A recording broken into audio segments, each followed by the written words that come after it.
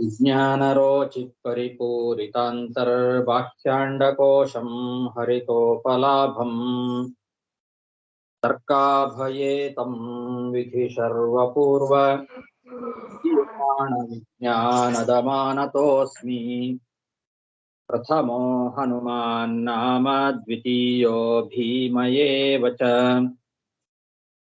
पूर्णप्रज्ञस्तृतीयस्तु भगवत्कार्यसाधकः बुद्धिर्बलं यशोधैर्यं निर्भयत्वम् अरोगता अजाड्यं वाक्पटुत्वं च हनुमत्स्मरणाद् भवेत् पृथ्वीमण्डलमध्यस्थाः पूर्णबोधमतानुगाः वैष्णवा विष्णुहृदयाः तान्नमस्ये गुरुन्मम जन्माद्यस्य यतोऽन्वयात् इतरतश्चार्थेष्वभिज्ञस्वराट् तेने ब्रह्महृदाय आदिकवये मुह्यन्ति यं सूरयः तेजो वारिमृदां यथा विनिमयो यत्र त्रिसर्गो मृषा धाम्ना स्वेन सदा निरस्तकुहकं सत्यं परं धीमहि सृष्टिस्थित्यप्येहा नियतिदृशितमो बन्धमोक्षाश्च यस्मात् अस्य श्री ब्रह्मरुद्रप्रभृतिसुरनरद्वीषशत्रुत्मकस्य विष्णोर्व्यस्ताः समस्ताः सकलगुणनिधिः सर्वदोषव्यपेतः पूर्णानन्दो व्ययो यो गुरुरपि परमः चिन्तयेतं महान्तम् यं प्रव्रजन्तमनुपेतमपेतकृत्यम् द्वैपायनो विरहकातर आजुहाव पुत्रेति तन्मयतया तरवोऽपि नेदुः तं सर्वभूतहृदयं मुनिमानतोऽस्मि श्रीगुरुभ्यो नमः हरिः ಓಂ ಕೇಳಿಸ್ತಾ ಇದೆಯಾ ಎಲ್ಲರಿಗೂ?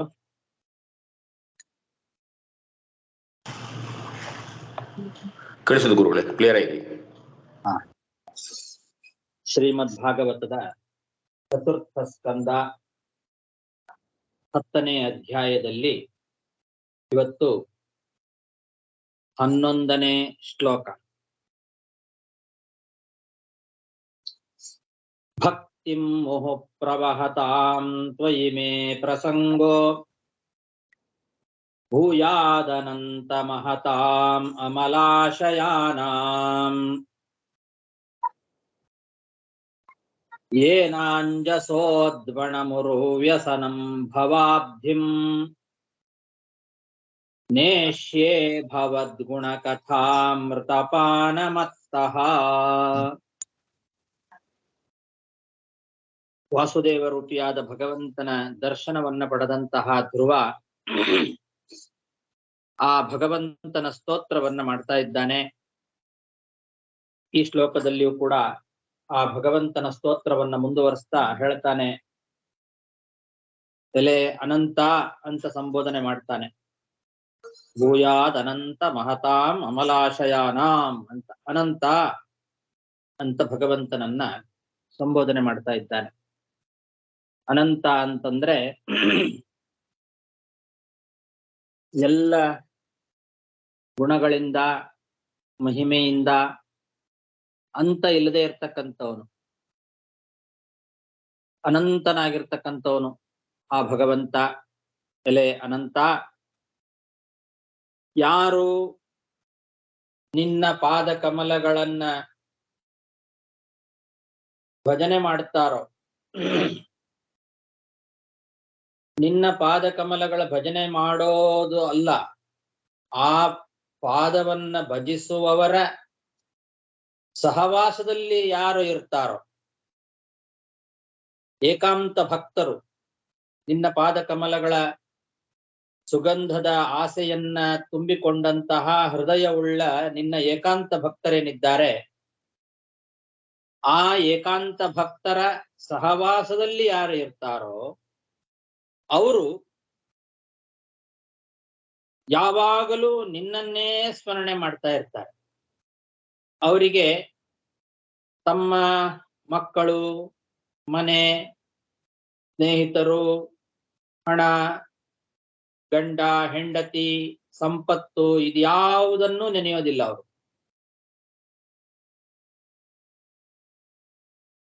ಸರ್ವೇಶ್ವರನಾದ ಸರ್ವೋತ್ತಮನಾದ ನಿನ್ನನ್ನ ಮಾತ್ರ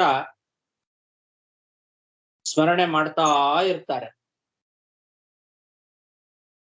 ನಿನ್ನ ಏಕಾಂತ ಭಕ್ತರ ಸಹವಾಸದಲ್ಲಿರೋರೇ ಹಾಗೆ. ಇನ್ನು ಯಾರು ಕೇವಲ ಲೌಕಿಕವಾದ ಈ ಸಂಪತ್ತು, ಸಂಸಾರ, ಗಂಡ, ಮಕ್ಕಳು, ಸ್ನೇಹಿತರು ಇವರನ್ನೇ ನೆನಿತಾ ಇರ್ತಾರೋ ಅವರು ನಿನ್ನ ಸರ್ವೋತ್ತಮನಾದ ನಿನ್ನ, ಸರ್ವೇಶ್ವರನಾದ ನಿನ್ನನ್ನ ಅವರು ನೆನೆಯೋದಿಲ್ಲ.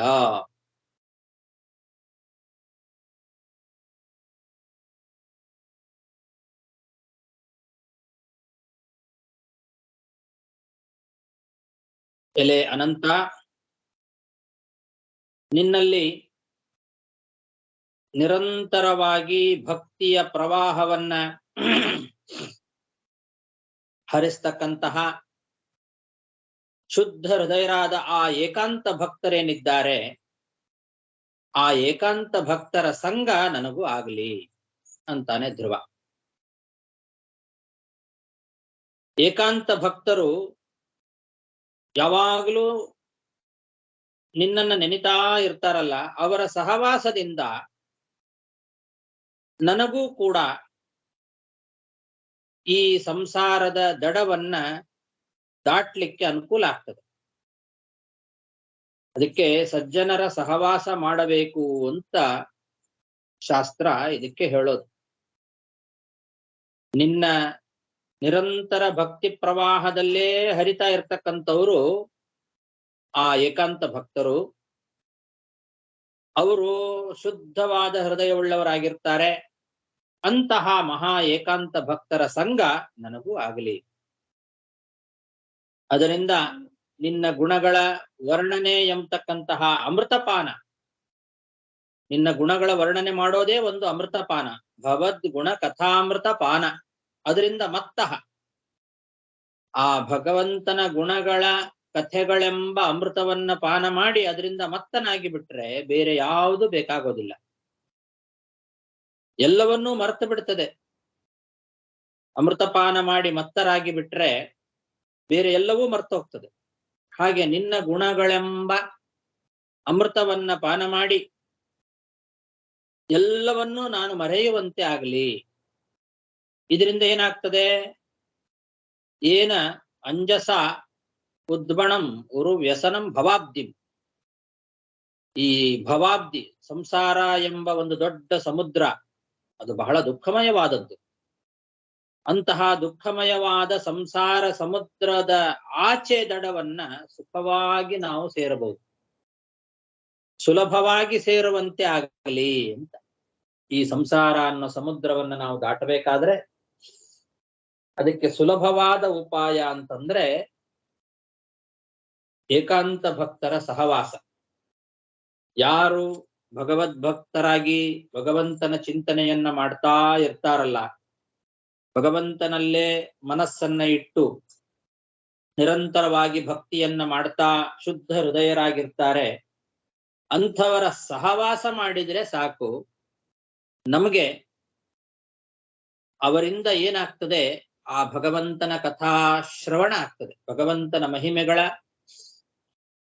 ವರ್ಣನೆ ಎಂಬ ಅಮೃತಪಾನ ಅವರು ಮಾಡಿಸ್ತಾರೆ.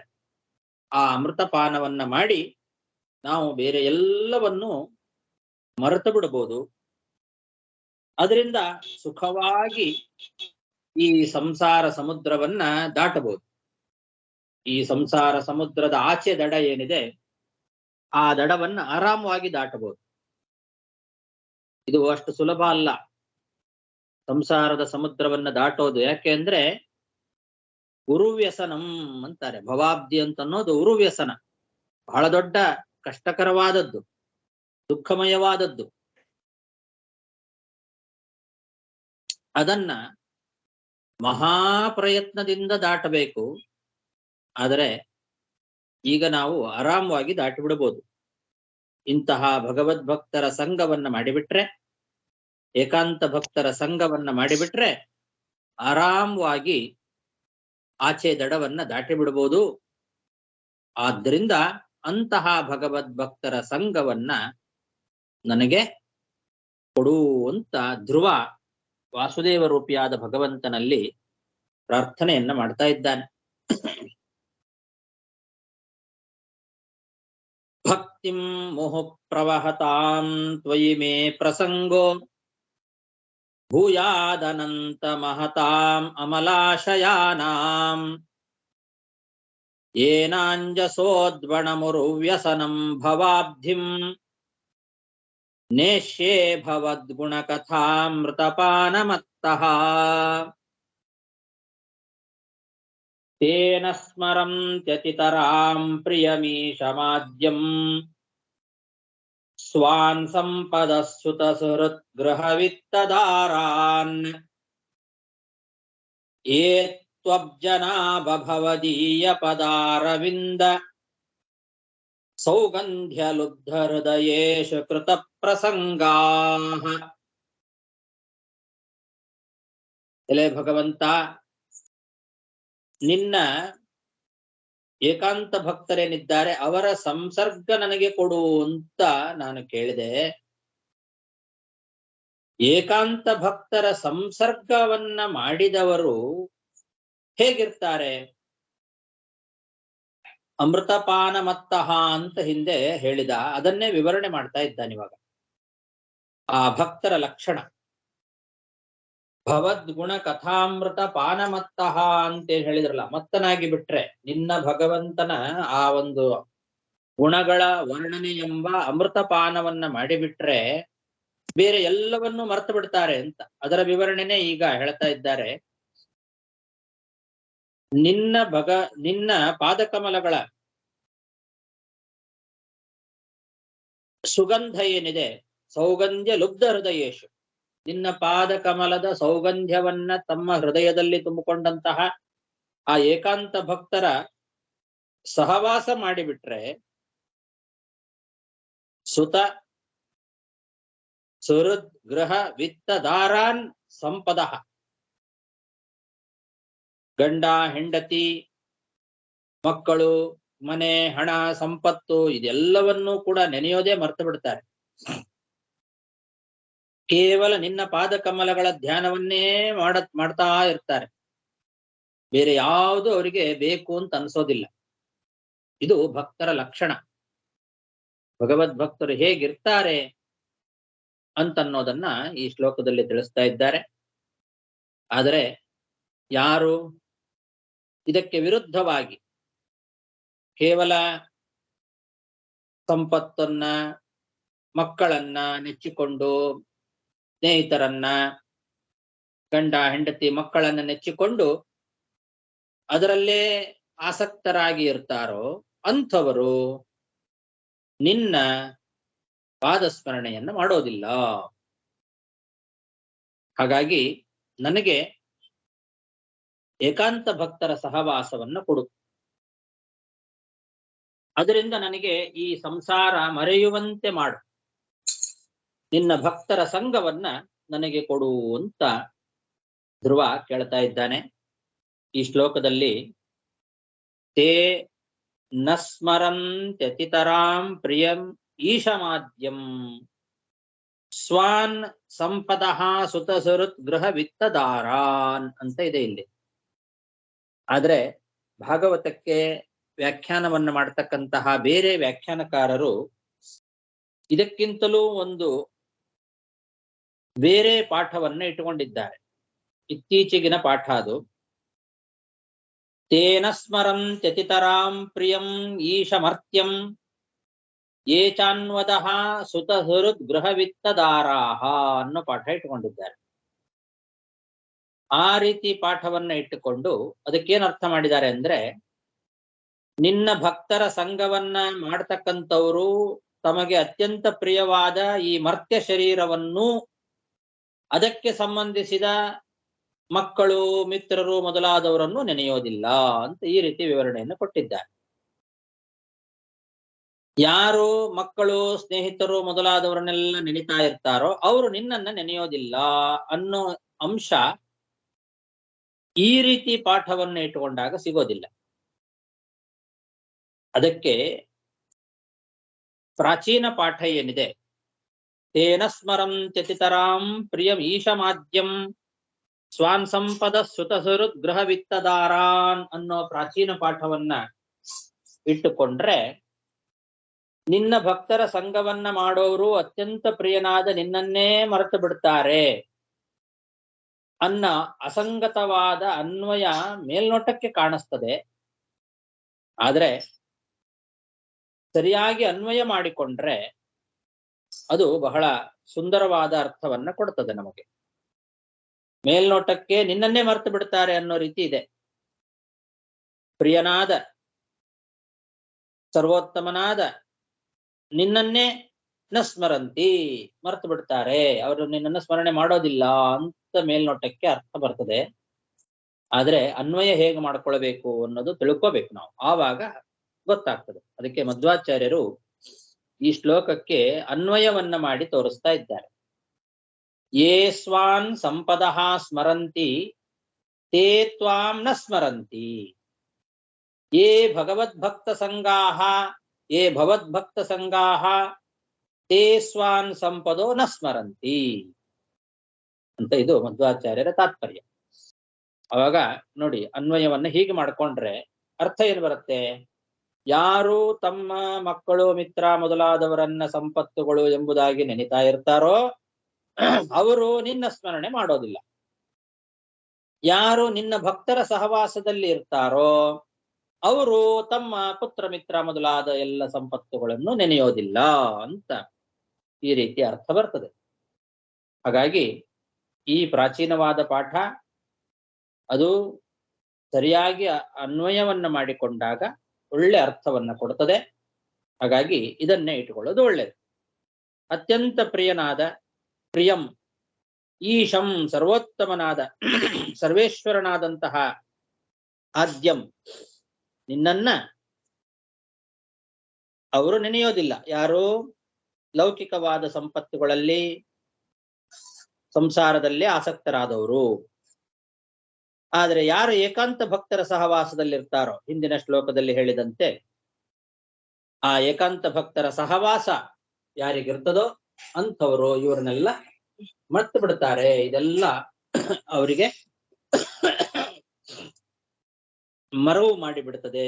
ಅಂತಹ ಈ ಸಂಸಾರದ ಮರೆವು ಬರುವಂತಹ ಏಕಾಂತ ಭಕ್ತರ ಸಹವಾಸ ನನಗೆ ಆಗಲಿ ಅಂತ ಆ ಹಿಂದಿನ ಶ್ಲೋಕದಿಂದ ಅನ್ವಯವನ್ನು ಮಾಡ್ಕೊಳ್ಬೇಕು. ಅಂತಹ ಏಕಾಂತ ಭಕ್ತರ ಸಹವಾಸವನ್ನು ನನಗೆ ಕೊಡು ಅಂತ ಧ್ರುವ ವಾಸುದೇವ ರೂಪಿಯಾದ ಭಗವಂತನಲ್ಲಿ ಪ್ರಾರ್ಥನೆಯನ್ನ ಮಾಡ್ತಾ ಇದ್ದಾನೆ.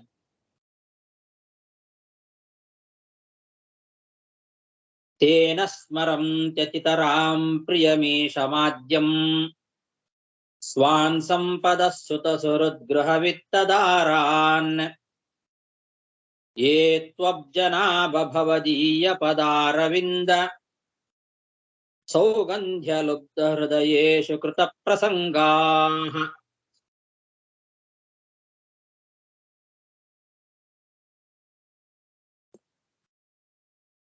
ತಿರ್ಯಂಗ್ನಗದ್ವಿಜ ಸರೀಸೃಪದೇವ ದೈತ್ಯ ಮರ್ತ್ಯಾದಿಭಿರ್ವಿರಚಿತಂ ಸದಸದ್ವಿಶೇಷಂ ರೂಪಂ ಸ್ಥವಿಷ್ಠಮಜತೆ ಮಹದಾದ್ಯಶೇಷಂ ನಾತಃ ಪರಂ ಪರಮವೇದ್ಮಿನ ಯತ್ರ ವಾಚಃ. ಧ್ರುವ ತನ್ನ ಮಾತನ್ನು ಮುಂದುವರಿಸ್ತಾ ನಿನ್ನ ಭಕ್ತರ ಸಹವಾಸವನ್ನ ನನಗೆ ಕೊಡು ಅನ್ನೋದನ್ನೇ ಮತ್ತು ಮುಂದುವರಿಸ್ತಾ ಹೇಳ್ತಾ ಇದ್ದಾನೆ. ಇನ್ನ ಭಕ್ತರು ಯಾರಿದ್ದಾರೆ, ಏಕಾಂತ ಭಕ್ತರು, ಅಂಥವರ ಸಹವಾಸ ಯಾಕೆ ನಾನು ಬಯಸ್ತೇನೆ ಅಂದ್ರೆ ಅವರಿಂದ ನನಗೆ ಹೆಚ್ಚಿನ ವಿಶೇಷ ಜ್ಞಾನ ಲಾಭ ಆಗ್ತದೆ. ಅದಕ್ಕೋಸ್ಕರ ನನಗೆ ಆ ಭಗವದ್ಭಕ್ತರ ಸಂಘವನ್ನು ಕೊಡು ಅಂತ ನಾನು ಕೇಳ್ತಾ ಇದ್ದೇನೆ. ಎಲೆ ಜನನ ಮರಣ ರಹಿತನಾದಂತಹ ಸರ್ವೋತ್ತಮನಾದ ಭಗವಂತನೇ,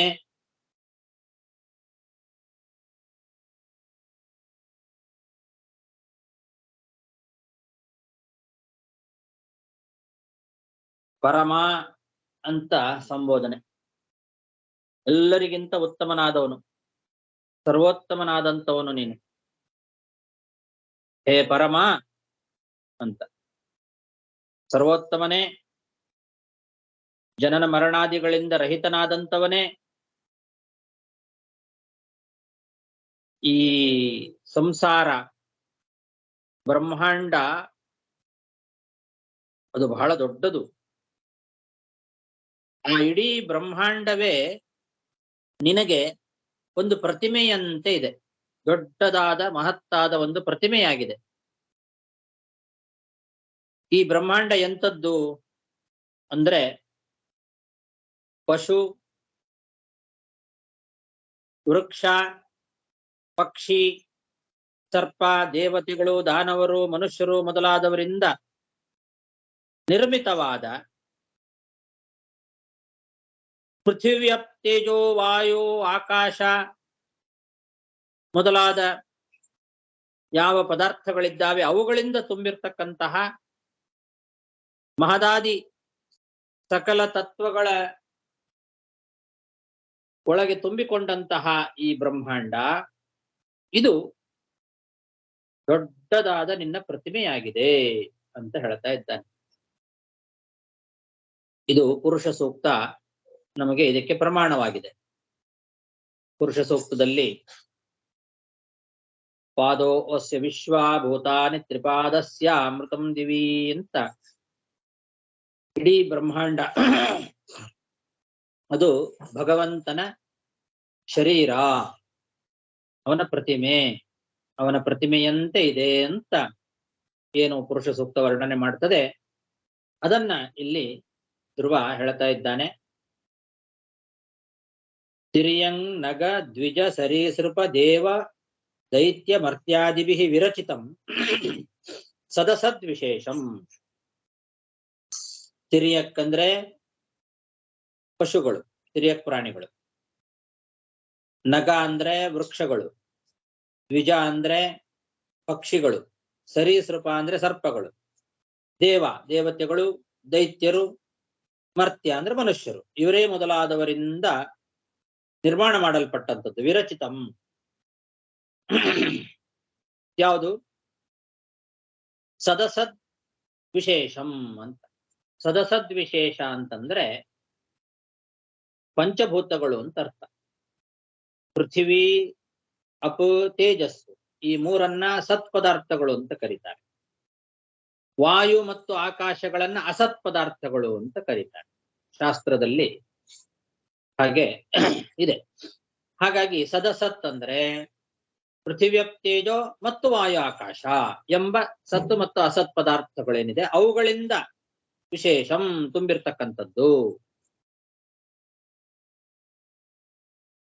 ಮಹದಾದ್ಯಶೇಷಂ ಮಹತ್ತತ್ವವೇ ಮೊದಲಾದಂತಹ ಸಕಲ ತತ್ವಗಳಿಂದ ಗರ್ಭಿತವಾದದ್ದು ಈ ಬ್ರಹ್ಮಾಂಡ.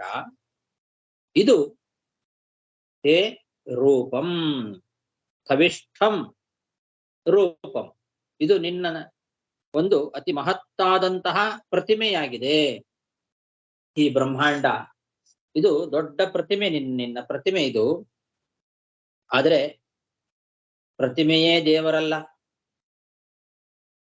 ಆ ಪ್ರತಿಮೆಯ ಒಳಗೆ ಆ ಪ್ರತಿಮೆಗಿಂತ ಅತ್ಯಂತ ವಿಲಕ್ಷಣವಾದ ನಿನ್ನ ಚಿನ್ಮಯವಾದ ರೂಪ ಏನಿದೆ ಆ ರೂಪವನ್ನ ನಾನು ಸ್ವಲ್ಪ ಮಾತ್ರ ತಿಳ್ಕೊಂಡಿದ್ದೇನೆ ಅಂತಾನೆ ಧ್ರುವ. ನೀನು ಅತ್ಯಂತ ವಿಲಕ್ಷಣ ಈ ಜಗತ್ತಿಗಿಂತ. ಈ ಬ್ರಹ್ಮಾಂಡ ಇದು ನಿನ್ನ ಪ್ರತಿಮೆಯಂತೆ ಇದೆ, ದೊಡ್ಡ ಪ್ರತಿಮೆ ಇದು, ಸ್ಥೂಲ ಸ್ಥವಿಷ್ಠಂ ಅಂತ, ಬಹಳ ದೊಡ್ಡದಾದಂತಹ ಪ್ರತಿಮಾ ರೂಪದಲ್ಲಿ ಈ ಬ್ರಹ್ಮಾಂಡ ಇದೆ.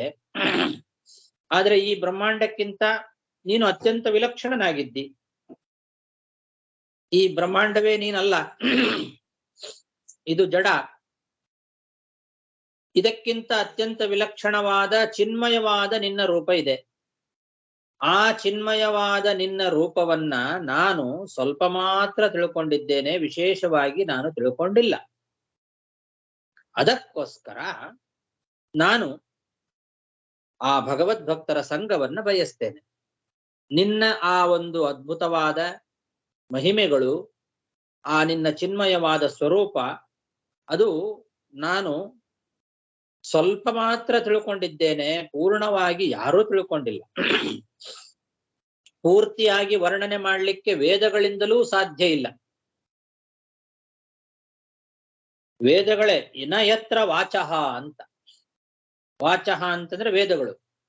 ನ ಯತ್ರ ವಾಚಃ, ವೇದಗಳು ಕೂಡ ಆ ನಿನ್ನ ಮಹಿಮೆಗಳನ್ನ ಪೂರ್ಣವಾಗಿ ವರ್ಣನೆ ಮಾಡಲಿಕ್ಕೆ ಸಾಧ್ಯವಾಗ್ತಾ ಇಲ್ಲ. ಅಂತಹ ಮಹಾಮಹಿಮೆ ಉಳ್ಳವನು ನೀನು ಅಂತ. ಇದಕ್ಕೆ ಪ್ರಮಾಣ ಯಥೋ ವಾಚೋ ನಿವರ್ತಂತೆ ಅಪ್ರಾಪ್ಯ ಮನಸಾ ಸಹ ಅಂತ ಉಪನಿಷತ್ತು ನಮಗೆ ಆ ಭಗವಂತನ ಮಹಿಮೆಗಳನ್ನ ಪೂರ್ಣವಾಗಿ ತಿಳಿಸ್ಲಿಕ್ಕೆ ಸಾಧ್ಯ ಇಲ್ಲ ಅಂತ ಹೇಳ್ತಾ ಇದ್ದಾರೆ.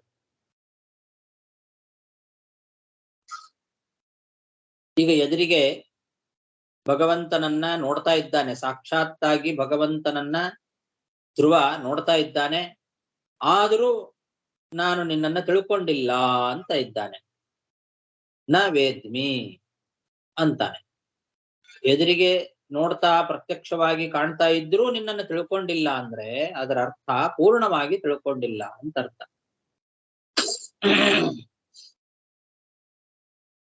ಸ್ವಲ್ಪ ಮಾತ್ರ ತಿಳ್ಕೊಂಡಿದ್ದೇನೆ.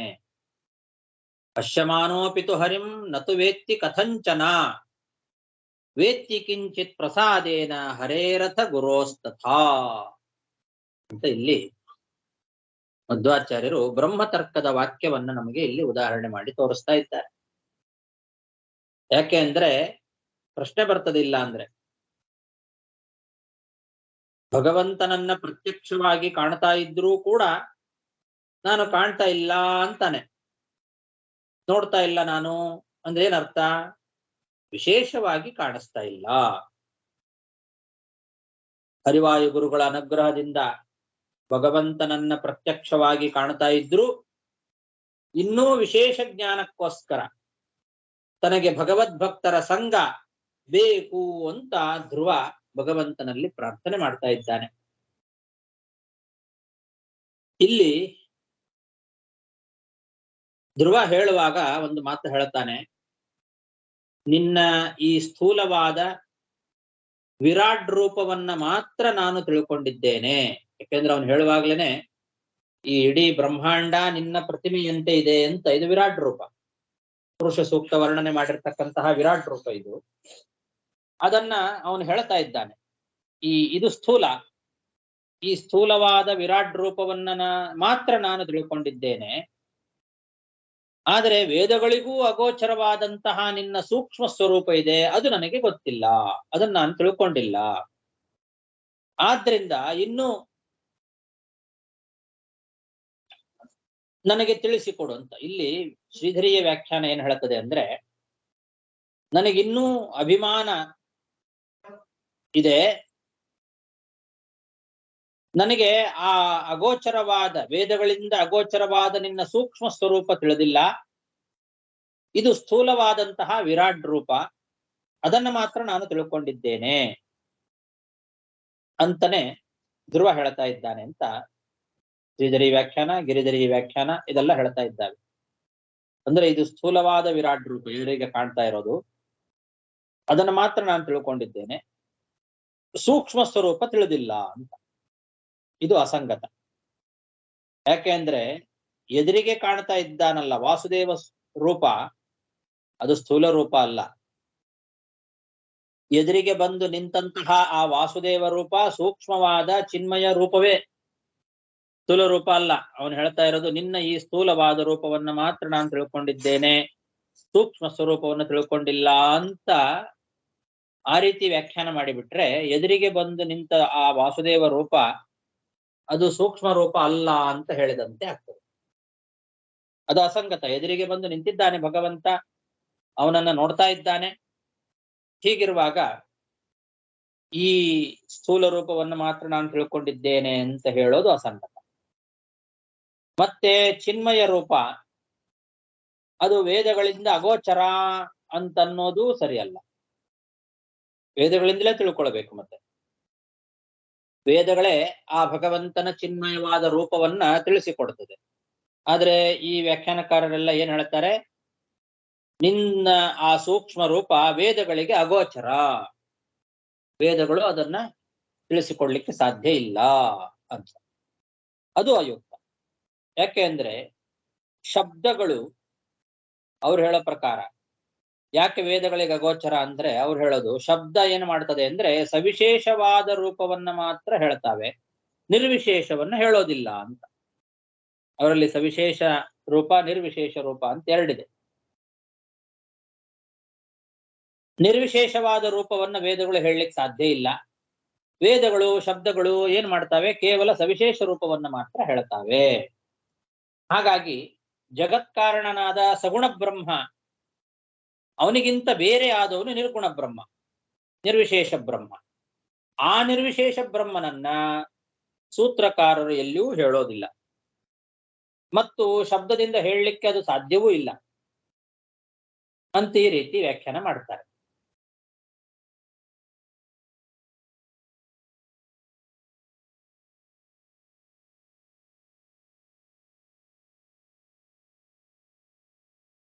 ಇನ್ನು ಕೆಲವು ವ್ಯಾಖ್ಯಾನಕಾರರು ಸ್ಥೂಲ ರೂಪವನ್ನೇ ನಾನು ಪೂರ್ತಿಯಾಗಿ ತಿಳ್ಕೊಂಡಿಲ್ಲ,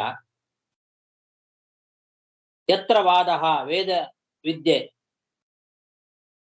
ಅದು ನಿನ್ನ ಸೂಕ್ಷ್ಮ ರೂಪವನ್ನ ಅದು ತಿಳಿಸ್ಲಿಕ್ಕೆ ಸಾಧ್ಯ ಇಲ್ಲ, ನಾನು ಸ್ಥೂಲವಾದ ರೂಪವನ್ನೇ ತಿಳ್ಕೊಂಡಿಲ್ಲ ಅಂದಮೇಲೆ ಆ ಸೂಕ್ಷ್ಮ ರೂಪವನ್ನ ತಿಳಿದಿಲ್ಲ ಅಂತ ಬೇರೆ ಏನ್ ಹೇಳಬೇಕೇನು ಅಂತ ಈ ರೀತಿ ಶುಕದೇವ ವ್ಯಾಖ್ಯಾನದಲ್ಲಿ ಅವರು ಹೇಳ್ತಾರೆ. ಅಲ್ಲಿ ನ ಅನ್ನೋದನ್ನ 2 ಸಲ ಅನ್ವಯ ಮಾಡ್ಕೊಳ್ತಾರೆ. ಸ್ಥೂಲ ರೂಪವನ್ನೇ ನಾನು ಪೂರ್ಣವಾಗಿ ತಿಳಿದಿಲ್ಲ, ಅಲ್ಲಿ ಒಂದು ನ ಬೇಕು. ಇನ್ನು ಸೂಕ್ಷ್ಮ ರೂಪವನ್ನ ತಿಳಿದಿಲ್ಲ ಅಂತ ಪ್ರತ್ಯೇಕ ಹೇಳಬೇಕೇನು ಅಂತ ಅಲ್ಲಿ ಇನ್ನೊಂದು ನಕಾರ. ಇನ್ನು ವೀರರಾಗ ವ್ಯಾಖ್ಯಾನದಲ್ಲಿ ಅವ್ರು ಹೇಳೋದು, ಬ್ರಹ್ಮಾಂಡವನ್ನ ನಿನ್ನ ಶರೀರ ಅಂತ ನಾನು ತಿಳ್ಕೊಂಡಿದ್ದೇನೆ, ಅದಕ್ಕಿಂತ ವಿಲಕ್ಷಣವಾದ ಸೂಕ್ಷ್ಮ ರೂಪವನ್ನ ನಾನು ತಿಳಿದಿಲ್ಲ. ಹಾಗೆ ತಿಳಿದಿಲ್ಲ ಅಂತೇನಿಲ್ಲ, ತಿಳ್ಕೊಂಡೇ ಇದ್ದೇನೆ. ಈ ಸೂಕ್ಷ್ಮ ರೂಪದ ವಿಷಯದಲ್ಲಿ ಅದು ಪ್ರಾಕೃತವೋ ಅಪ್ರಾಕೃತವೋ ಅಂತ ಒಂದು ವಾದ ಇದೆ ಅಂತ ಇಲ್ಲಿ ಯತ್ರ ವಾದ ಅಂತ ಅದನ್ನ ಹಾಗೆ ವ್ಯಾಖ್ಯಾನ ಮಾಡ್ತಾರೆ ಅವರು.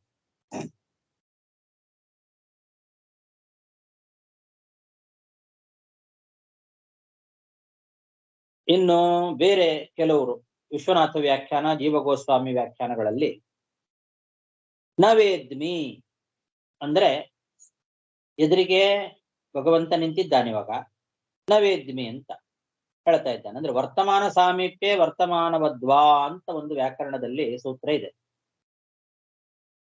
ಇಂದಿನವರೆಗೂ ನಾನು ತಿಳಿದಿರ್ಲಿಲ್ಲ, ಈಗ ತಿಳ್ಕೊಂಡೆ ಅಂತ ಎದುರಿಗೆ ಬಂದು ಇವಾಗ ನಿಂತಿದ್ದಾನೆ.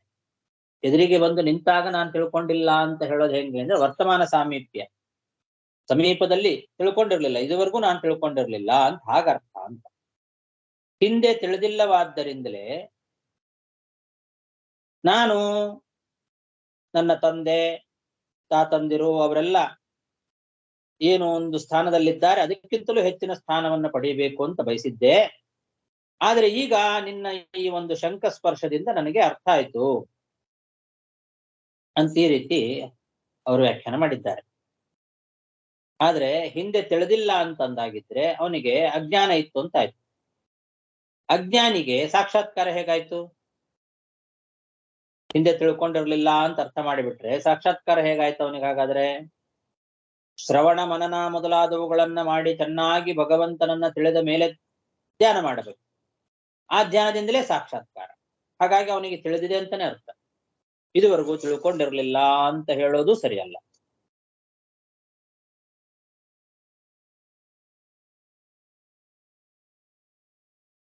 ಆಮೇಲೆ ಅವನಿಗೆ ಉತ್ತಮ ಸ್ಥಾನದ ಅಪೇಕ್ಷೆ ಇತ್ತು ಅಂದ ಕೂಡಲೇ ಪರಮಾತ್ಮನ ಜ್ಞಾನ ಇರಲಿಲ್ಲ ಅಂತ ಅನ್ನೋದು ಸರಿಯಲ್ಲ.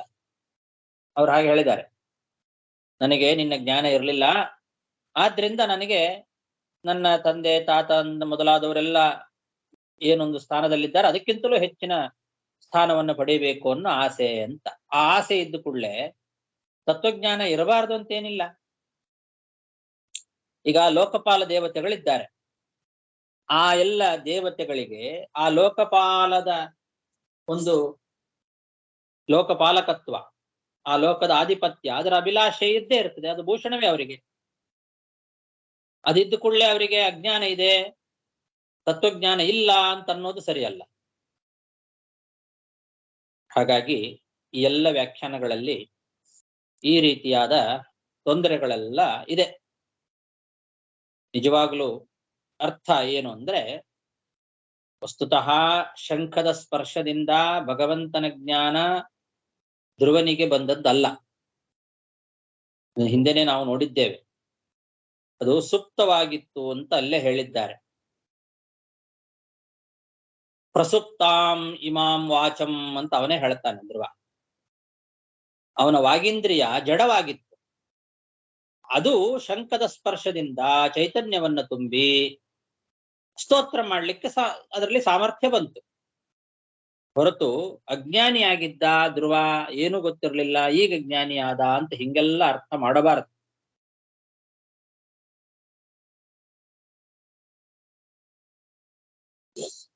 ಅದಕ್ಕೆ ಈ ಎದುರಿಗೆ ಭಗವಂತ ಬಂದು ನಿಂತಾಗಲೂ ನ ವೇದ್ಮಿ ಅಂತ ಯಾಕೆ ಹೇಳಿದ, ಗೊತ್ತಿಲ್ಲ ನನಗೆ ಅಂತ ಯಾಕೆ ಹೇಳಿದ ಧ್ರುವ ಅನ್ನೋದಕ್ಕೆ ಬ್ರಹ್ಮತರ್ಕದ ವಾಕ್ಯವನ್ನು ಉದಾಹರಿಸಿ ಮಧ್ವಾಚಾರ್ಯರು ಅದರ ಅಭಿಪ್ರಾಯವನ್ನು ನಮಗೆ ತಿಳಿಸಿಕೊಡ್ತಾ ಇದ್ದಾರೆ. ಪಶ್ಯಮಾನೋಪಿತು ಹರಿಂ ನತು ವೇತ್ತಿ ಕಥಂಚನ ವೇತ್ತಿ ಕಿಂಚಿತ್ ಪ್ರಸಾದೇನ ಹರೇರಥ ಗುರೋಸ್ತಥಾ ಇತಿ ಬ್ರಹ್ಮತರ್ಕೆ ಅಂತ. ಅಂದ್ರೆ ಧ್ರುವ ಈಗ ಭಗವಂತನನ್ನ ನೋಡ್ತಾ ಇದ್ದಾನೆ. ಅದು ಭಗವಂತನ ಚಿನ್ಮಯವಾದ ಸ್ವರೂಪವೇ. ಬೇರೆ ವ್ಯಾಖ್ಯಾನಕಾರರು ಹೇಳಿದಂತೆ ಚಿನ್ಮಯ ರೂಪವನ್ನ ನೋಡ್ಲಿಕ್ಕೆ ಸಾಧ್ಯ ಇಲ್ಲ, ವೇದಗಳು ತಿಳಿಸೋದಿಲ್ಲ ಅಂತ. ಹಾಗಲ್ಲ, ಅದನ್ನೇ ನೋಡ್ತಾ ಇದ್ದಾನೆ ಅವನು. ಭಗವಂತನ ಅಪ್ರಾಕೃತವಾದ ಚಿನ್ಮಯ ಸ್ವರೂಪವನ್ನೇ ನೋಡ್ತಾ ಇದ್ದಾನೆ. ಮತ್ತೆ ಇನ್ನು ಕೆಲವು ವ್ಯಾಖ್ಯಾನಕಾರ ಹೇಳಿದಂತೆ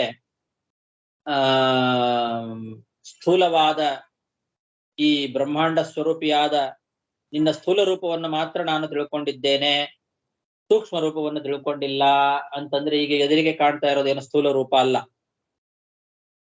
ಹಾಗಾಗಿ ಅದರ ಅರ್ಥ ಭಗವಂತನನ್ನ ನೋಡ್ತಾ ಇದ್ರೂ ಅವನನ್ನ ತಿಳಿದೇ ಇಲ್ಲ ಅಂತ ಹೇಳ್ತದೆ ಪುರಾಣ. ಏನರ್ಥ? ವಿಶೇಷವಾಗಿ ತಿಳಿದಿಲ್ಲ ಅಂತ ಅರ್ಥ. ಯಾಕೆ ಅಂದ್ರೆ ಹರೇಹೇ ಅಥ ಗುರೋಹೋ ತಥಾ ಪ್ರಸಾದೇನ ಕಿಂಚಿತ್ ವೇತ್ತಿ. ಹರಿಗುರುಗಳ ಅನುಗ್ರಹದಿಂದ ಸ್ವಲ್ಪ ಮಾತ್ರ ತಿಳಿಲಿಕ್ಕೆ ಸಾಧ್ಯ ಭಗವಂತನ ಬಗ್ಗೆ. ಅದನ್ನು ಇವನು ತಿಳ್ಕೊಂಡಿದ್ದಾನೆ, ಸ್ವಲ್ಪ ತಿಳ್ಕೊಂಡಿದ್ದಾನೆ ಧ್ರುವ. ವಿಶೇಷವಾಗಿ ನನಗೆ ಜ್ಞಾನ ಬಂದಿಲ್ಲ. ಆ ವಿಶೇಷ ಜ್ಞಾನಕ್ಕೋಸ್ಕರ ನಾನು ಭಗವದ್ಭಕ್ತರ ಸಂಘವನ್ನ ಬಯಸ್ತೇನೆ ಅಂತ ಹೇಳ್ತಾ ಇದ್ದಾನೆ. ಇದು ವೇದದ ಅಭಿಪ್ರಾಯ. ಯಥೋ ವಾಚೋ ನಿವರ್ತಂತೆ ಅಂತಂದ್ರೆ ಪೂರ್ಣವಾಗಿ ತಿಳಿಸ್ಲಿಕ್ಕಾಗದೆ ವೇದಗಳು ಹಿಂತಿರುಗಿ ಬರ್ತಾವೆ. ಪೂರ್ಣವಾಗಿ ಭಗವಂತನನ್ನ ತಿಳಿಸ್ಲಿಕ್ಕೆ ವೇದಗಳಿಂದಲೂ ಸಾಧ್ಯ ಇಲ್ಲ. ಹಾಗಾಗಿ ನಿನ್ನ ಸ್ವರೂಪವನ್ನ ಸ್ವಲ್ಪ ಮಾತ್ರ ನಾನು ತಿಳ್ಕೊಂಡಿದ್ದೇನೆ. ಇನ್ನೂ ಹೆಚ್ಚಿನ ವಿಶೇಷ ಜ್ಞಾನಕ್ಕೋಸ್ಕರ ಭಗವದ್ಭಕ್ತರ ಸಂಘವನ್ನ ನಾನು ಬಯಸ್ತೇನೆ. ಅಂತಹ ಭಗವದ್ಭಕ್ತರ ಸಂಸರ್ಗ ನನಗೆ ಆಗುವಂತೆ ಮಾಡು ಅಂತ. ಹೀಗೆ ಈ 3 ಶ್ಲೋಕಗಳಲ್ಲಿಯೂ ಕೂಡ ಭಗವದ್ಭಕ್ತರ ಸಹವಾಸ ಮಾಡಬೇಕು, ಅದರಿಂದ ಏನು ಒಂದು ಫಲ ಸಿಗ್ತದೆ ಅಂತ ಅನ್ನೋದನ್ನ ಹೇಳ್ತಾ ಇದ್ದಾರೆ. ತಿರಿಯಂಗ್ ನಗದ್ವಿಜ ಸರಿ ಸೃಪದೇವ ದೈತ್ಯಾಮರ್ತ್ಯಾದಿಭಿರ್ವಿರಚಿತಂ ಸದಸದ್ವಿಶೇಷಂ ರೂಪಂ ಸ್ಥವಿಷ್ಠಮಜತೆ ಮಹದಾದ್ಯಶೇಷಂ ನಾತಃ ಪರಂ ಪರಮವೇದ್ಮಿನ ಯತ್ರ ವಾಚಃ. ಸಾಕು. ಶ್ರೀಕೃಷ್ಣಾರ್ಪಣಮಸ್ತು. ಗುರುಗಳೇ, ಈ ಸತಸತ್ ವಿಲಕ್ಷಣದಲ್ಲಿ ಪಂಚಭೂತಗಳಲ್ಲಿ ಮೂರು ಸತ್ತು ಅಸತ್ತು ಅಂತ ಹೇಳಿದ್ರಿ. ಅದ್ವೈತಗಳು ಸತಸತ್ ವಿಲಕ್ಷಣ ಅಂತ ಹೇಳ್ತಾರೆ, ಅದಕ್ಕೂ ಇದಕ್ಕೆ ಸಂಬಂಧ ಇದೆಯಾ? ಇಲ್ಲ, ಆ ಸದಸದ್ವಿಲಕ್ಷಣವೇ ಬೇರೆ. ಅಲ್ಲಿ ಸತ್ತು ಮತ್ತು ಅಸತ್ ಅನ್ನೋ ಪದಾರ್ಥಕ್ಕೆ ಅರ್ಥವೇ ಬೇರೆ. ಶಾಸ್ತ್ರಗಳಲ್ಲಿ ಪಂಚಭೂತಗಳನ್ನು ಕೂಡ ಸದಸತ್ ಅನ್ನೋ ಪದದಿಂದ ಕರೆಯೋದುಂಟು, ಕೆಲವು ಸಲ ಕರೀತಾರೆ. ಅದಕ್ಕೆ ಈ ರೀತಿ ಅರ್ಥ. ಇಲ್ಲಿ ಸತ್ ಅಸತ್ ಅಂದ್ರೆ ಪೃಥಿವ್ಯಾಪ್ ತೇಜಸ್ಸುಗಳು ಸತ್, ವಾಯು ಆಕಾಶಗಳು ಅಸತ್ತು ಅನ್ನೋ ಆ ಅರ್ಥ ಇಟ್ಕೊಳ್ಬೇಕು. ಇದಕ್ಕೆ ಬೇರೆ ಕಡೆ ಹೇಳಿದ್ದಾರೆ ಆಚಾರ್ಯ, ಅದಕ್ಕೆ ಇಲ್ಲಿ ಹೇಳಲಿಲ್ಲ. ಸದಸತ್ ಶಬ್ದಗಳಿಂದ ಪೃಥಿವ್ಯಾಪ್ ತೇಜೋ ವಾಯು ಆಕಾಶಗಳನ್ನ ಕರೀತಾರೆ ಅಂತನ್ನೋ ವಿಷಯ ಅದನ್ನು ಬೇರೆ ಕಡೆ ಹೇಳಿದ್ದಾರೆ, ಬೇರೆ ಪುರಾಣದ ವಾಕ್ಯಗಳನ್ನ ಉದಾಹರಿಸಿ. ಅದಕ್ಕೆ ಇಲ್ಲಿ ಮತ್ತೊಂದ್ಸಲ ಹೇಳಲಿಕ್ಕೆ ಹೋಗ್ಲಿಲ್ಲ.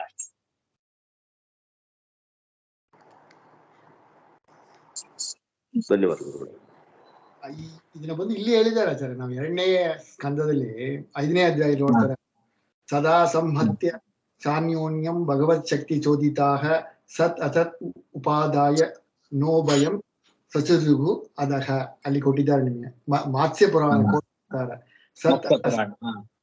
ಸತ್ ಅಸತ್ವಂ ವ್ಯಕ್ತಾವ್ಯಕ್ತಂ ಆಕಾಶವಾಯುಗುತು ಅವ್ಯಕ್ತ ಅವ್ಯಕ್ತಾದಿಹಿ ಕೊಟ್ಟು ಅಲ್ಲಿ ಕೊಟ್ಟಿದ್ದಾರೆ ನಿಮಗೆ.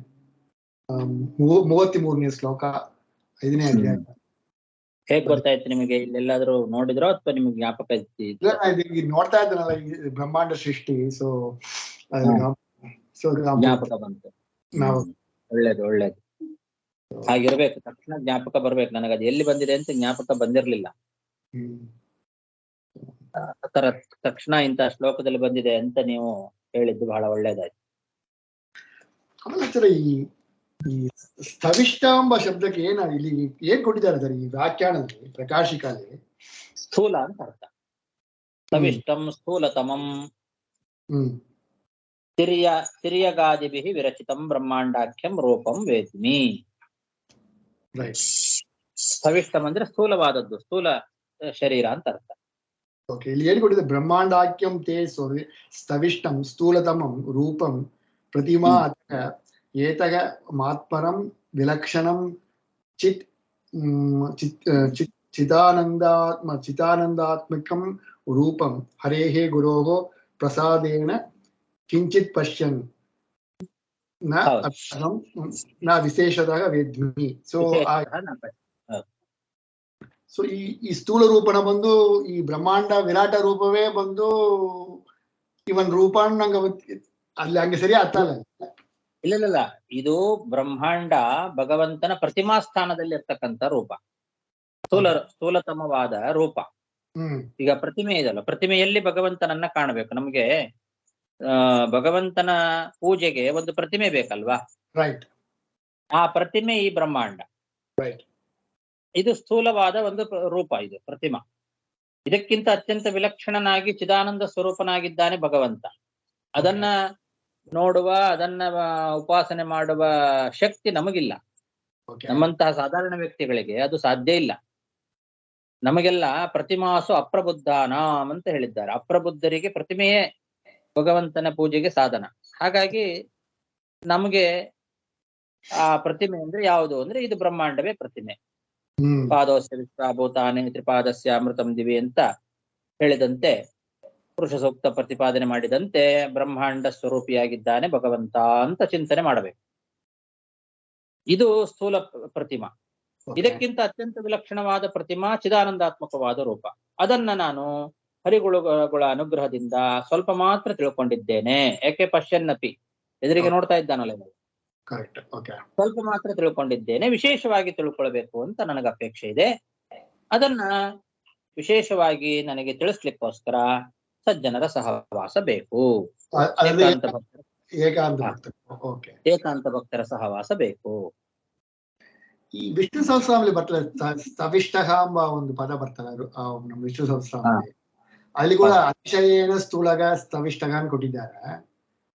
ಅತಿಶಯೇನ ಸ್ಥೂಲಗ ಅಂದ್ರೆ ಅಲ್ಲಿ ಒಂದು ಈ ಬ್ರಹ್ಮಾಂಡ ವಿರಾಟ ರೂಪ ತಗೊಬೇಕು ನಾವಲ್ಲಿ.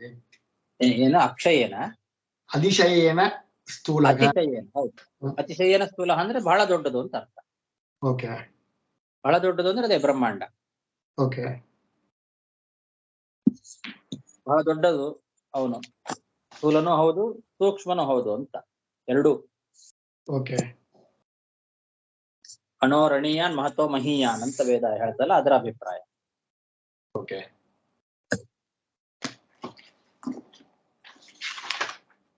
ಆಯ್ತಾಯ್ತು. ನಮಸ್ಕಾರ ಗುರುಗಳೇ. ಹರೇ ನಮಃ. ನಮಸ್ಕಾರ. ಧನ್ಯವಾದಗಳು ಆಚಾರ್ಯ. ನಮಸ್ಕಾರ ಗುರುಗಳೇ. ನಮಸ್ಕಾರ ಗುರುಗಳೇ. ಹರೇ ನಮಃ.